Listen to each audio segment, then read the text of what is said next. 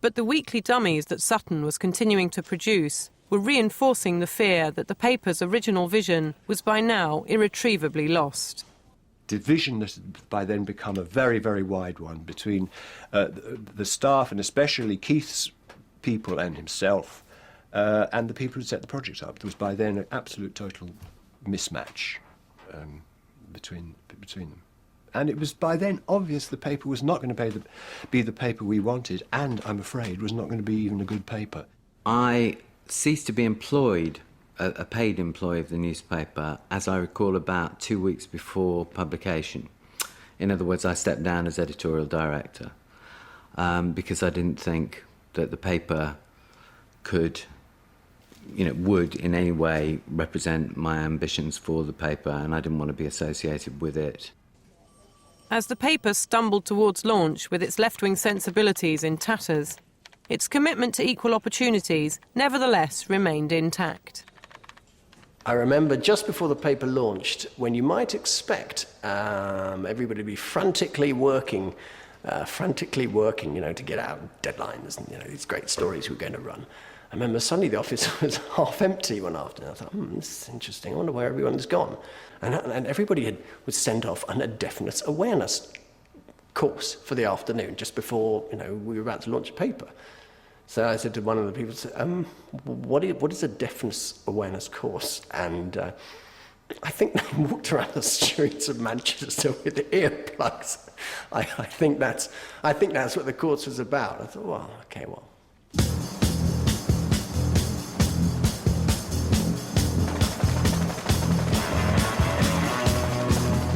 On Sunday, April the 26th, 1987, News on Sunday's first issue hit the streets. The launch issue, I got up in the morning and read it through from cover to cover. I thought this is actually rather good. I thought there was a lot of energy in it. The problem, though, was that it didn't really have any sort of real news. What one would have loved would have been, some grand disaster, I suppose, which sells all newspapers.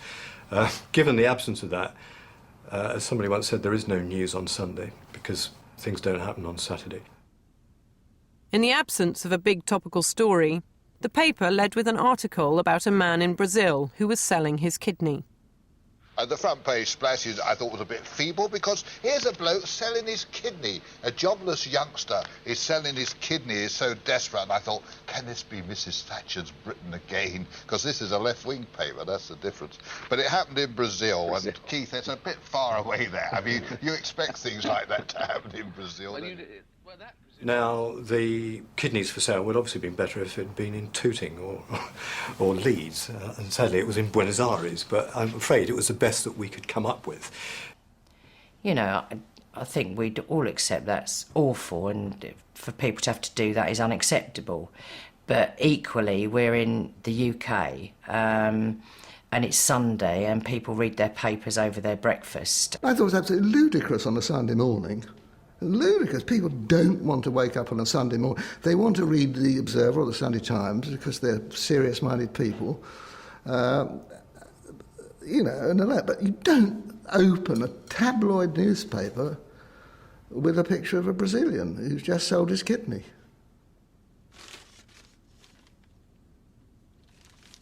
I thought it was adequate but fairly unexciting and pretty bland. Nondescript. Wasn't going to survive. It was, without question, the dullest paper you could ever wish to read. I just thought the first issue was terrible, really terrible. It was kind of a little bit small-minded. It was, the writing wasn't fantastic. The use of pictures was ordinary. It was very disappointing. Very, very, very disillusioning. Very, very disappointing. Hugely. Massively. I wasn't surprised. It was so bad. In order to survive, the paper had to sell over 800,000 copies a week. The first issue fell disastrously short, and sold just over 500,000. By the second week, this had fallen further, and by the end of the first month, circulation was down to 200,000. Were you all feeling sick at this point that all this public sector money might be lost? Absolutely desperate, yeah. That the jobs would be lost, that the public sector money would be lost, all of it. I was as close to a breakdown at that point as I've ever been. These problems at the paper had wider ramifications. The general election was only a couple of weeks away, and the left believed that Neil Kinnock had a genuine chance of deposing Margaret Thatcher. People were terrified that the paper would go bust during the general election. The whole issue in the 87 election was the competence of Neil Kinnock and the Labour Party. The Tory line was he was incompetent. So if News on Sunday went down during the general election due to poor business practice and inefficiency on such a huge scale, it was potentially a very bad embarrassment for the Labour Party. So everything had to be done to kind of hush it up a bit and make sure that the crash happened after the election.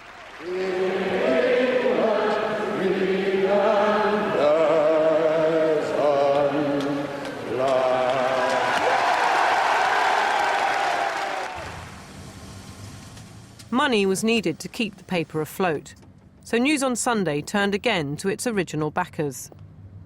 Still hoping that sales could rally, the Transport and General Workers Union and aspiring media tycoon Owen Oyston both agreed to bankroll the paper until after polling day. We knew that the project was in serious danger of collapse. We knew that it hadn't worked in the way we wanted it to work, but we still knew we had a little bit of time to play for to maybe keep some of the elements of our original project alive. Hello, good afternoon. The Conservatives have won the 1987 general election and will lead Britain into the 1990s with a parliamentary majority of over 100 seats. After just 8 issues, it was clear that News on Sunday was well and truly bankrupt. Owen Oyston offered to buy the paper, but before he could take over, the founders had to agree to give up their golden share. The founders made one heroic last stand, fighting to retain their role and retain the charter. Truth was that Owen Oyston was there offering to bail the thing out and said unless we gave in, he would walk away. It was a real gun to the head and a real eyeball-to-eyeball stuff. There was a script read out. It was a fait accompli, that we must give up the rights by midnight that night, or Owen Oyston walks away from the company on Monday. But we were quite clear that we weren't going to do that. We wouldn't give up the golden share. That was it. Owen Oyston resigned on Monday the 15th of June, and on the 16th of June the board met. I think the meeting was extremely brief and the paper went into receivership. Come on, all you women and men, Henry folds in... News on Sunday was a £6.5 million failure, and all the money that had been invested by the trade union movement and local authority pension funds was now lost. Pound on the basic right, and it's 1, 2, 3. What are we fighting for? You can stop your 5%, 'cause that won't pay the rent. And it's 5, 6, 7, picketing the factory gates. It's 1 in the eye for Sonny Jim. Whoopee, we're gonna win. I was quite ashamed, actually. Not only individuals, we'd let what we'd believed in go. The trade union movement had been let down. We didn't produce what we promised we would produce. I was really upset at News on Sunday not bringing in the Labour Party at the next election. I was devastated, seriously. It felt at the time like, all my dreams had been lost and I could never have a big dream again. I could never hope for something, I felt crushed. I felt the opposite of "I told you so." It's interesting. I didn't feel any of that. I felt really sad. A bit angry, just a bit, but mostly sad. Was it your fault that News on Sunday failed? I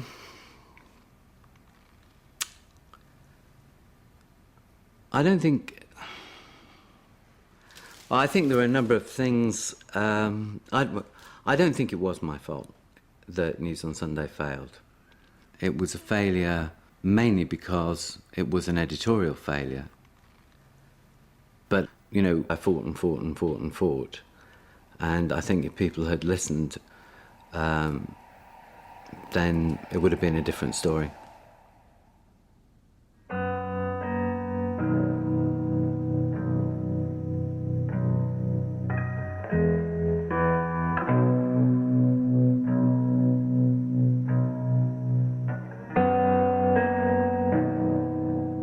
Maybe this was part of the decline of the left in the latter part of the 20th century. You know, that's also possible. I mean, you were on the wrong side of history. Yes, it could be.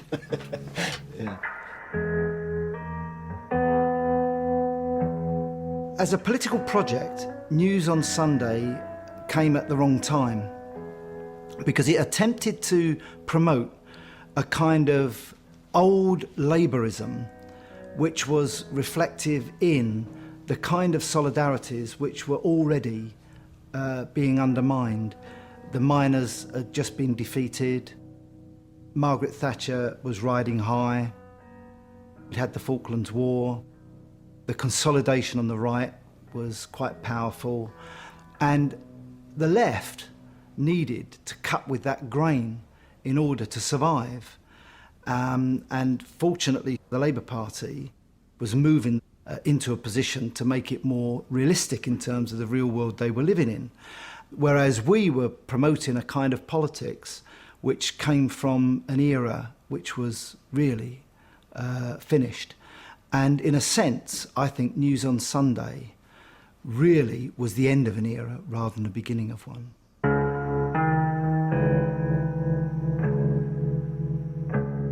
In June '87, Owen Oyston bought News on Sunday from the receiver, but closed it down just 5 months later, having lost a further £2 million.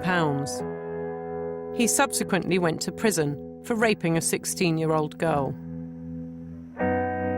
Keith Sutton now works for the Cumbrian Newspaper Group and is editorial director of 7 regional newspapers. Alan Hayling is currently head of documentaries at the BBC.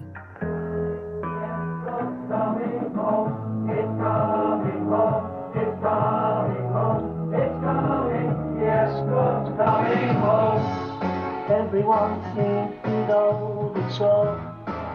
They've seen it all before. I'm sure they will go. The boats are gonna throw it away, gonna throw it away. But I know we can say we remember where Cheapside's not down. The dockers are still fighting. Join that leadership. Cause it's not bringing. Oh well, they were today.